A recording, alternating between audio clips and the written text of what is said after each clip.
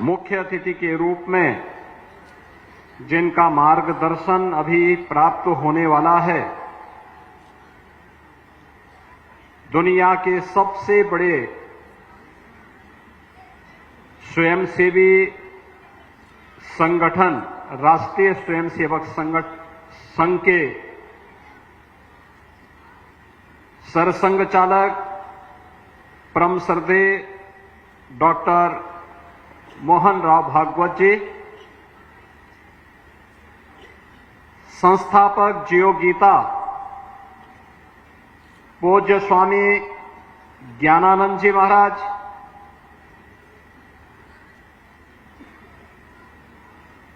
अखिल भारतीय आचार्य महासभा के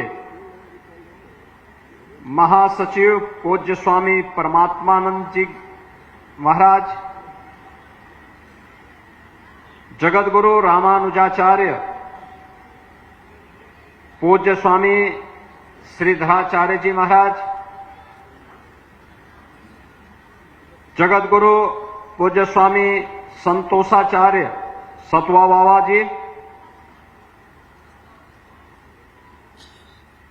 मंच पर उपस्थित पूज्य संतजन स्वामी धर्मेंद्र दास जी महाराज, स्वामी रामचंद्र दास जी महाराज, स्वामी शशिकांत दास जी महाराज, माननीय श्री रामलाल जी, राज्यसभा के माननीय सदस्य और उत्तर प्रदेश के पूर्व deputy CM doctor Dinesh Sharma ji, पूज्य संतजन और भारी संख्या में दिव्य गीता प्रेरणा महोत्सव के इस कार्यक्रम में उपस्थित सभी भगवत प्रेमी उत्साही बहनों और भाइयों,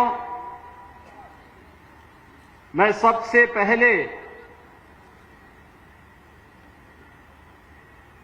भगवान श्री कृष्ण की पावन जन्मभूमि और लीला भूमि के प्रदेश उत्तर प्रदेश में दिव्य गीता प्रेरणा महोत्सव के इस आयोजन के लिए आयोजकों को हृदय से धन्यवाद देते हुए परम श्रद्धेय सरसंघ चालक जी का इस महोत्सव में हृदय से स्वागत करता हूं, उनका अभिनंदन करता हूं।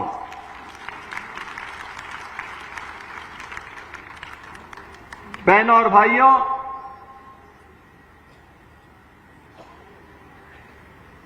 दिव्य गीता प्रेरणा महोत्सव की जब हम बात करते हैं तो श्रीमद् भगवत गीता के 700 श्लोक, जिन्हें हर भारत का धर्मावलंबी, सनातन धर्मावलंबी जीवन का मंत्र मान करके बड़ी पवित्रता के साथ, बड़े आदर भाव के साथ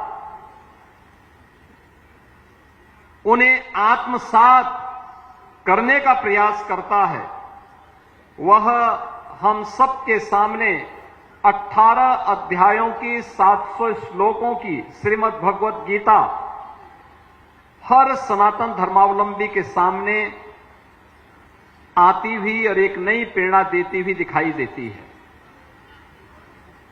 और जैसा यहां पे पूज्य स्वामी परमात्मानंद गिरि जी महाराज ने कहा था कि धर्म से ही शुरू होता है, अंत में भी उसी मर्म के साथ वह अपना विराम भी लेती है। यानी शुरुआत और अंत को भी जोड़ें तो अपने आप में धर्म मानती है। श्रीमद् भगवत गीता धर्म की वास्तविक प्रेरणा है और भारत के मनीषा ने धर्म को कर्तव्य के साथ जोड़ करके देखा है। हमने धर्म को उपासना विधि मात्र नहीं माना है। उपासना विधि उसका एक हिस्सा है, एक छोटा सा विभाग है। वह हर व्यक्ति अपने अनुसार, अपनी आस्था के अनुरूप, अपने पंथ, अपने संप्रदाय, अपने उपासना विधि के अनुरूप अपने आप को, अपनी आस्था को तय कर लेता है। लेकिन मुख्य रूप से धर्म हमारे यहां जीवन जीने की एक कला है और इसे ही हमने वे ऑफ लाइफ के रूप में कहा है। और वे ऑफ लाइफ यही है श्रीमद् भगवद गीता, जो भगवान की दिव्य वाणी है, जिसके महोत्सव के साथ आज हम सबको जुड़ने का अवसर प्राप्त हो रहा है। याद करिए, जब पहला श्लोक आता है, धर्म क्षेत्रे कुरुक्षेत्रे समवेता युत्सव, यानी धर्म क्षेत्र से ही शुरू होता। धर्म क्षेत्र दुनिया के अंदर कहीं नहीं होता होगा जहां युद्ध का मैदान धर्म क्षेत्र के रूप में जाना जा रहा हो। लेकिन हमारे यहां हर कर्तव्य को हमने पवित्र भाव के साथ माना है। अच्छा करेंगे पुण्य के भागीदार बनेंगे, गलत करेंगे पाप का भागीदार बनेंगे। और ये मान करके जब हर सनातन धर्मावलंबी चलता है तो वह अच्छा करने का प्रयास करता है। भारत ने विश्व मानवता को जो संदेश दिया है प्राचीन काल से ही, उसका वह संदेश भी वही है। आप याद करिए ना, हमने कभी नहीं कहा कि मैं जो कह रहा हूं यही सब कुछ है। हमने कभी ये नहीं कहा कि हमारी उपासना विधि ही सर्वश्रेष्ठ है। हमने सब कुछ होते हुए भी कभी भी अपनी श्रेष्ठता का डंका नहीं पीटा। जो आया उसको शरण दिया, जिसके ऊपर विपत्ति आई उसके साथ खड़े हो गए, जिसके सामने कोई चुनौती आई उसकी चुनौती का सामना करने के लिए सनातन धर्मावलंबी उसके साथ सहयोग के लिए खड़ा हो गया। अन्याय नहीं होना चाहिए, जियो और जीने दो की प्रेरणा अगर किसी ने दी है तो भारत की भूमि ने दी है। अयम निज परोवेती गणना लोग चेत साम उदार चरिता नाम, तो सुधैव कुटुंबकम की प्रेरणा भारत की धरती ने दिया है, दुनिया ने नहीं दिया है। ये भारत की ही धरती देगी। और इसलिए धर्म क्षेत्र को भी हमने, धर्म क्षेत्र अपनी पूरी भारत की धरती को हमने धर्म क्षेत्र माना। तो इसलिए युद्ध का मैदान भी हमारे लिए धर्म क्षेत्र है, कर्तव्यों से जुड़ा हुआ क्षेत्र है। क्योंकि वह धर्म क्षेत्र में जो युद्ध भी लड़ा जा रहा है वह कर्तव्यों के लिए लड़ा जा रहा है। और वही भाव जब सामने आता है, अंत में आप देखते होंगे, अंतिम श्लोक जब आता है, अंत में धृतराष्ट्र पूछ ही पड़ते हैं कि भाई बताओ तो क्या होने जा रहा है इस युद्ध का परिणाम। उसने कहा युद्ध का परिणाम तो पहले से तय है। यत्र योगेश्वर कृष्ण यत्र पार्थो धनुर्धर तत्र श्री विजया भूतिर द्वार नीतिर मतिर मम, यानी परिणाम तय है और जो हम मानते रहे हैं, यतो धर्मस्ततो जया है। जहां धर्म होगा, जहां कर्तव्य होगा, वहीं जय होनी है। उसके इतर कुछ नहीं हो सकता, कुछ नहीं हो सकता। किसी को कोई गरूर नहीं पालना चाहिए कि अधर्म के मार्ग पर चले और विजय हो जाए। कभी नहीं, कभी नहीं हो सकता। और यह भारत की सनातन धर्म की परंपरा है। ये प्रकृति का अटूट नियम है। सदैव से यही हुआ है और यही होता आ रहा है। और इसीलिए हम सबको इस बारे में ध्यान रखना होगा। इसी के लिए भगवान ने कहा याद करना, आज के समय के लिए मैं वे दो उदाहरण आप सबके सामने जरूर रखना चाहूंगा जो उन्होंने कहा, स्वधर्मे निधनम श्रेय पर धर्मो भयावह। यानी अपने धर्म पर चल करके, अपने कर्तव्य पर चल करके मृत्यु को वर्ण करना यह श्रेयस्कर है, लेकिन अपने स्वार्थ के लिए अपने कर्तव्य से च्युत होना यह तो महान पतन का कारण बन जाएगा। और ये कभी भी धोखे में मत करना, कभी मत करना। और इसके लिए उन्होंने क्या कहा, इसके लिए कर्मण्येवाधिकारस्ते मा फलेषु कदाचन, यानी कर्म की प्रेरणा। कर्म कौन? जिस कर्म में फल की इच्छा न हो, फल की इच्छा न हो। हमारी कमी क्या होती है, हम फल देखना चाहते हैं। बीज लगा नहीं कि फल की इच्छा करने लग गए। ये बीज सही लगा दोगे तो पेड़ फलेगा, अपने आप ही आपको फल भी दे देगा। इसलिए फल की चिंता मत करो, कर्म की प्रेरणा के साथ निष्काम कर्म योग की जो प्रेरणा भगवान श्री कृष्ण ने हम सबको दी है, कर्मण्येवाधिकारस्ते मा फलेषु कदाचन। अब याद करिए, आज के हमारे समारोह के मुख्य अतिथि उस निष्काम कर्म के प्रेरणा स्रोत हैं। राष्ट्रीय स्वयंसेवक संघ अपनी शताब्दी महोत्सव के कार्यक्रम के साथ जुड़ रहा है। दुनिया के लिए कौतूहल और आश्चर्य का विषय है। दुनिया के लोग आते हैं, दुनिया के एम्बेसडर आते हैं, हाई कमिश्नर्स आते हैं। वे हम लोगों से पूछते हैं कि क्या राष्ट्रीय स्वयंसेवक संघ से आप लोगों का जुड़ाव है? हम लोग कहते हैं हां, हम लोगों ने राष्ट्रीय स्वयंसेवक संघ में एक स्वयंसेवक के रूप में काम किया है। का इतना बड़ा संगठन कैसे हो गया, इसकी फंडिंग का पैटर्न क्या है? हमने कहा फंडिंग पैटर्न नहीं है, ये कोई ओपेक के देश यहां पैसा नहीं देते, यहां कोई इंटरनेशनल चर्च पैसा नहीं देता। यहां समाज के सहयोग से संगठन खड़ा हो रहा है और समाज के संगठन के लिए, समाज के लिए ही अपने आप को समर्पित भाव के साथ कार्य करता है और हर एक क्षेत्र में काम कर रहा है।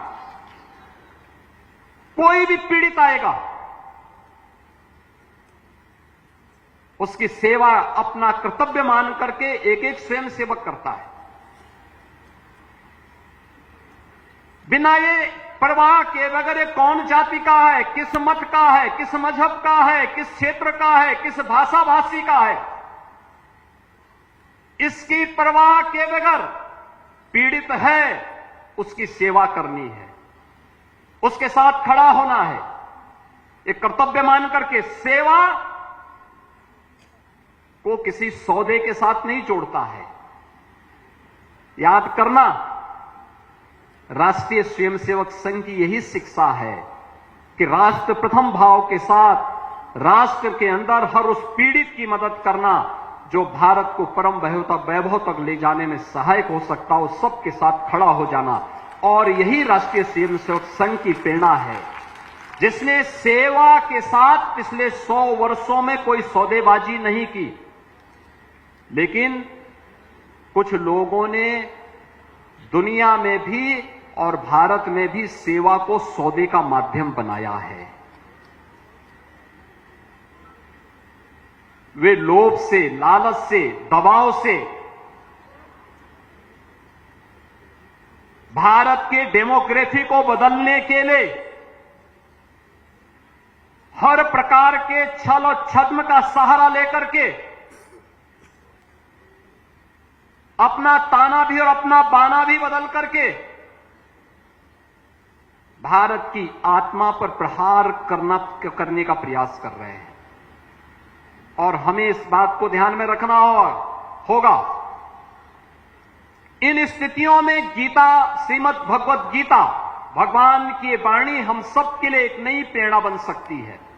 और मैं तो इस बारे में हृदय से अभिनंदन करूंगा पूज्य स्वामी ज्ञानानंद जी महाराज का, जिन्होंने जियो गीता को जीवन के प्रत्येक क्षेत्र में